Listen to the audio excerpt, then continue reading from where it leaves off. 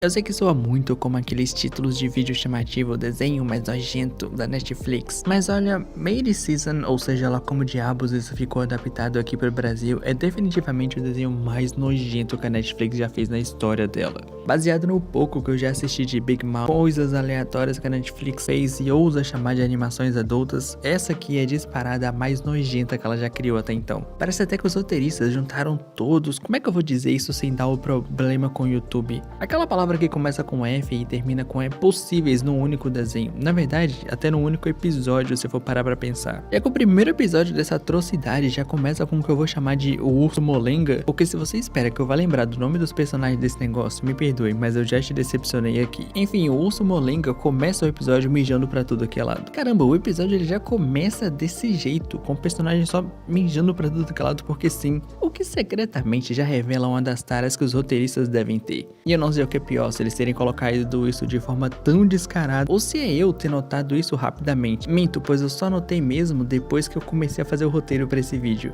Mas ainda assim, esse fator não torna as coisas menos pior, muito pelo contrário. A segunda cena que a gente tem, eu acho que não dá nem para mostrar no YouTube, porque ela é literalmente dois gambá se pegando, acasalando. E o que me quebra é o som que eles colocaram. Eles botaram um som nisso. Meu Arceus do céu!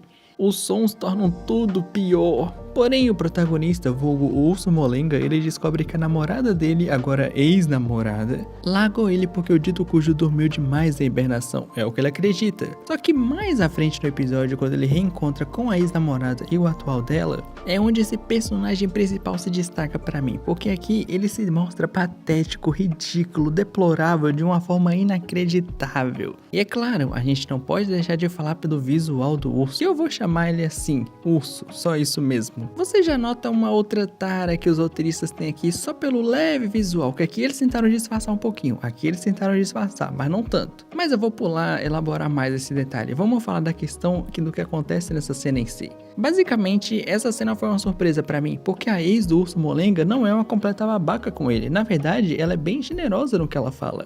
Já que ela deixa claro que ninguém era feliz naquele relacionamento. Ela não era feliz, ele não era feliz, as coisas não davam certo, ele mesmo só estava se enganando. E aí ele diz que que ele deveria encontrar alguém melhor, alguém legal, alguém que combinasse com a vibe dele e que gostasse dele de verdade. Depois dessa cena você pensa, caramba, o protagonista, vulgo Urso Molenga, vai falar, nossa, é verdade, eu vou atrás de alguém que, né, esteja mais assim, na minha vibe e tudo mais, que goste de mim. Não. Ele fala que não tá nem aí pra isso, que ele não quer uma pessoa assim, que ele ama a ex dele e cara, ele quer ficar com ela a todo custo. Tem uma sequência dele basicamente passando a vergonha ao máximo possível, se humilhando pra essa garota. E olha, eu vou dizer pra você, Rick Mori conseguiu fazer um dos personagens mais patéticos que eu já vi na história da ficção, que é o Jerry. Mas pelo menos eu nunca cheguei a sentir raiva ou desgosto completo. Na verdade, desgosto todo mundo sente, né? Mas eu nunca cheguei a sentir raiva do Jerry. Agora, esse personagem aqui, esse Urso Molenga, ele te causa raiva, cara, ele te dá ódio, ele te deixa extremamente pé da vida, porque é um nível de ser um personagem patético que, cara, é inacreditável.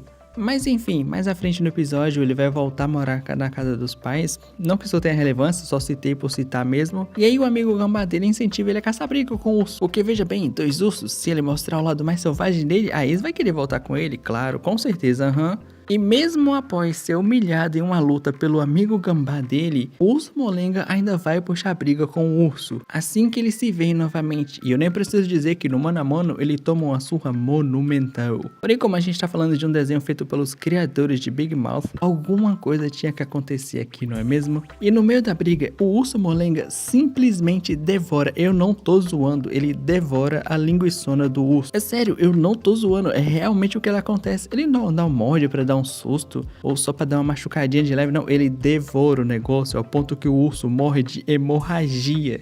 E aí você pensa, meu Deus do céu, tá no limite, aqui esse personagem, eles não vão conseguir fazer ele pior do que já tá. Não só isso, a nojeira, eles chegaram num ponto, não, relaxa, porque eu ainda nem cheguei na parte do pior, do ápice da nojeira, na minha opinião. E a mesma coisa vai valer para os personagens. Se você acha que eles já desceram o máximo possível com esse personagem, na verdade não. Porque no funeral do urso, sim, o urso molenga tem a pachorra de ir lá. Ele vai no funeral do cara que ele tirou a vida arrancando a linguiça. E eu não sei o que é pior, ou melhor dizendo, eu não sei o que é mais patético. É você tirar a vida de alguém arrancando a linguiça dele, ou se você perdeu sua vida porque você teve a sua linguiça arrancada e você morreu de hemorragia. E o pior de tudo, na minha opinião, sim, ainda é pior do que já tava, vai ficar pior. O urso molenga se declara pra ex dele no funeral da atual dela, que agora também é ex, né, porque morreu. Ele simplesmente fala que ama ela. Ele fala que o que ele fez foi por amor. E pra minha surpresa, como eu disse, a personagem realmente gostava do urso que ela tava, sabe? Não era só aquela palavra que começa com... Não era isso, sabe? Ela realmente gostava. Mas ainda assim, o protagonista dessa série, ele vai lá e fala isso. Ele simplesmente fala que... meu Deus do céu! Mas aí você deve estar pensando, Ritos, até agora só teve esse negócio de arrancar a linguiça, de começar mijando, mas não parece tão ruim, não parece ter sido a pior coisa já feita na história. Eu não duvido que tenha alguém que realmente diga isso, mas enfim, se você pensa isso, tudo bem. Vamos voltar pro começo, quando eu digo que a segunda cena é literalmente dois gambá acasalando de forma exagerada, esquisita e nojenta o máximo possível, certo? Certo. Agora pega esse mesmo gambá, mais à frente no episódio, ele encontra outra gambá feminina, e assim, eu não tô preocupado em saber o nome dos animais, como você já deve ter notado, sabe? O que importa é que ela encontra outro gambá e eles têm uma noite daquelas. Era noite, eu acho. E assim, eu acho que todo mundo sabe que os gambás, eu vou chamar de peido porque eu não lembro o nome agora, não sei nem se é esse o nome, mas eles têm esse negócio que é basicamente usado como um sistema defensivo deles. Quando eles estão em perigo, eles usam isso pra escapar, usando o cheiro forte que tem. E adivinha o que eles fizeram nessa cena? Sim, eles usaram isso. E eu nem sei se eu consigo mostrar essa cena, mas ela é de uma coisa que, cara, foi um ponto que eu fiquei tanto em negação por um segundo que eu comecei a pesquisar sobre isso, pra ver se realmente no acasalamento de gambá eles usam isso, porque não é possível que isso realmente seja real. E se não for real, se não tiver nenhuma ligação com a vida real, os roteiristas só fizeram isso porque eles queriam, cara, esse desenho ele vai pegando camadas e camadas de piorar. Mas enfim, depois disso que eles fazem o acasalamento, como é que eu vou explicar isso em termos que o YouTube não desmonetize? Acontece que de alguma forma a salsicha do gambá fica presa no pastel da gambá feminina, e eles passam o episódio inteiro com essa nojeira esquisita desses dois grudados pelas partes íntimas, sabe? E só no final, quando o cara mostra ser um pouco mais sensível do que a personagem feminina gambá tava esperando, ela se descola dele, porque na verdade tudo isso era de propósito, ela tava grudada nele através das partes baixas dele porque ela queria. Mas aí quando o cara se mostrou um pouco mais sensível, ela perdeu todo o interesse.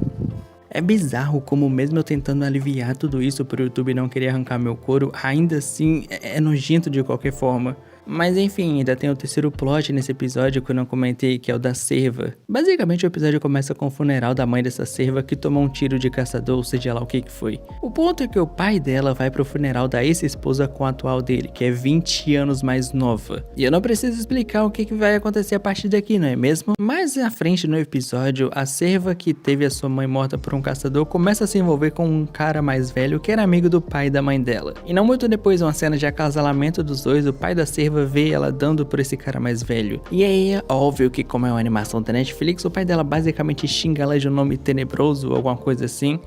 Pois é, a hipocrisia, não é mesmo? Mas em resumo, meio que o cara mais velho que tava dando uns pega na cerva mais nova vai pra briga com o pai da cerva. Mas como eles são velhos, quer dizer, são velhos o bastante pra se machucarem em uma queda numa tentativa de briga. Agora, pra metelância, ninguém é velho bastante, né? Curioso, mas enfim. Eles se quebram e acaba sobrando pra cerva mais velha cuidar dos dois. Só que ela fala, olha, meu pai é uma obrigação, você não. Tchau, acabou, é isso. E aí tem uma cena em que a cerva e o pai dela, eles basicamente conversam. E eles falam que ambos estavam usando tais relacionamentos recentes de uma forma pra superar o luto pela perda da esposa e da mãe. E você pode estar pensando, nossa, Ritos, olha que cena da hora, que cena legal num desenho que você não tava esperando.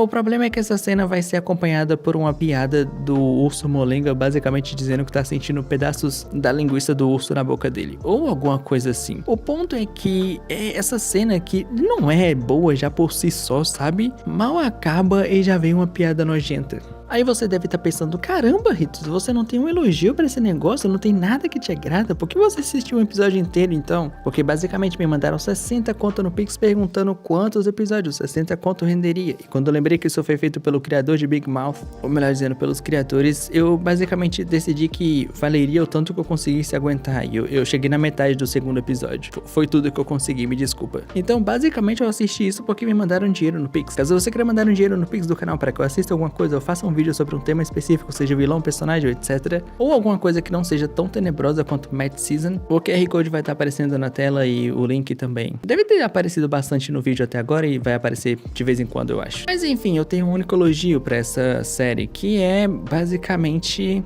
diferente da esmagadora maioria das animações adultas produzidas no geral pela Netflix, ou vários streamers em geral, mas principalmente a Netflix, você nota que teve um orçamento um pouquinho maior do que o normal ali. Não tô dizendo que, nossa, é um bagulho extremamente animado e bonito, que você fica, nossa, não, é claro que não, também não é pra tanto, não chega nem a isso, na verdade, não chega nem a ser uma animação muito boa, em quesito de visual e animação, no ponto da fluidez. Mas, honestamente, considerando o padrão de animações adultas, até que a qualidade que essa série, na verdade, o orçamento foi surpreendente. Porém, é deveras interessante e estranho de se analisar o fato de que a Netflix investiu bastante em uma animação adulta, onde a coisa mais diferente é a skin de bicho. Deveras curioso, eu diria. Mas enfim, Made Season não é nada diferente de qualquer animação adulta e da esmagadora maioria das animações adultas feitas pela Netflix ou que tem na Netflix. E o que me deixa irritado nessa série é que ela tinha potencial, eu não tô zoando, ela tinha potencial pra ter umas paradinhas legais. Lembra que eu acabei de falar sobre o cervo e, bom, na verdade o cervo pai e a cerva filha? A história dos dois nesse episódio, que envolve eles, na verdade, a parte em si, não ironicamente poderia ser interessante, poderia ser da hora. Essa coisa deles usarem outras pessoas pra superar o luto, poderia ter um desenvolvimento legal. E aquela cena em si que eu disse que foi destruída por uma piada, mas mesmo que não fosse, também não é nada demais, poderia ser algo bem melhor. E outra coisa que eu não acredito quando eu vou dizer que tinha potencial são as piadas dessa série. Elas tinham potencial pra ser boas. Tipo, de verdade mesmo. Tinha piadas ali que com uma escrita melhor, uma roupagem melhor, um time melhor, na verdade tudo melhor, poderia ser boa, poderia te fazer dar gargalhadas. Mas no final das contas, a escrita de tudo isso é igual às animações adultas genéricas no padrão.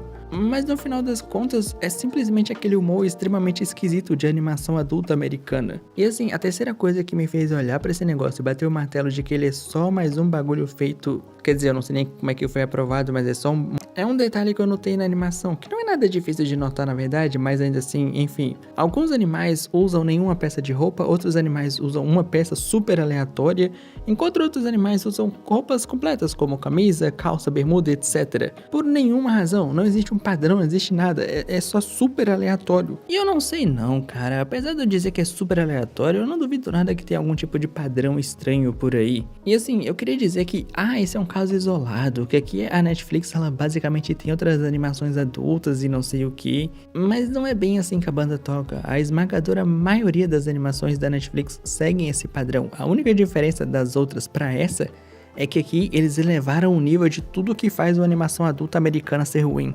Mas é claro, dizer que não tem animações adultas boas com a produção da Netflix ou a mão da Netflix é maldade. Afinal de contas, Haunted Hotel ou Hotel Assombrado é completamente o contrário de tudo que eu falei mal nesse vídeo até agora. Essa foi uma das minhas maiores surpresas da Netflix. Eu acho que nesse ano, se não foi nesse ano foi no passado, mas eu acho que foi nesse ano. Porém, eu venho começando a notar que esse padrão de palavrão pra todo canto, animação com a qualidade terrível, piadas de putaria ao máximo, é uma coisa que os americanos adoram de uma maneira absurda em animações supostamente para adultos. Eu não tô dizendo que você não vai encontrar isso em animações adultas de outros países, mas... diferente das animações adultas americanas, que esse parece ser o padrão, em outros países isso costuma ser um pouco mais de raridade. Por exemplo, a gente tem uma animação adulta feita por um italiano chamado... Bom, a tradução ficou como Entre Linhas Pontilhadas. Hoje a gente tem tipo 3 minisséries que se passam uma após a outra, mas são minisséries e tudo mais, que é simplesmente maravilhoso. É uma fórmula que todas as animações adultas, ou pelo menos a maioria, deveria seguir. Cara, é até bizarro, porque tem muitos animes por aí que tem classificação muito menor do que 18, 16 anos, que consegue ser muito mais adulto que muitas animações da Netflix, adultas, genéricas e tudo mais. Mas enfim, como você deve ter notado, eu não consegui passar do primeiro episódio. Na verdade, eu cheguei até a metade do segundo episódio dessa série. E honestamente, basicamente até a mesma coisa do primeiro, do que eu até onde eu vi, pelo menos, só que levado, sei lá, 3 vezes mais ao pior, sabe? E antes que você diga, ai, Ritos, eu queria que você... Só pagando, meu amigo, só pagando. E tem que ser um valor alto assim também, tá ligado? Tem que ser um valor generoso porque aqui realmente eu posso pedir. Aqui eu posso pedir um valor generoso, porque, meu amigo, QR Code e link aparecendo na tela, caso você queira patrocinar vídeo sobre alguma coisa, ou sobre essa coisa chamada Made Season da Netflix, por favor, patrocine alguma outra coisa, qualquer coisa, menos isso. Qualquer coisa também não, mas você entendeu. Olha, eu costumo dizer que não, você tem que assistir as coisas, não importa se ela é ruim, se é boa, o importante é que você assista tanto as coisas ruins quanto as coisas boas, pra você saber valorizar as coisas boas e entender por que tal coisa é ruim. Só que honestamente, se você pular esse desenho da Netflix, você não vai estar perdendo nada, muito pelo contrário, vai estar ganhando. O tempo que você gastaria assistindo, sei lá, um episódio desse negócio por pura curiosidade, vai assistir um episódio de Frieren, vale muito mais a pena. Assista Frieren.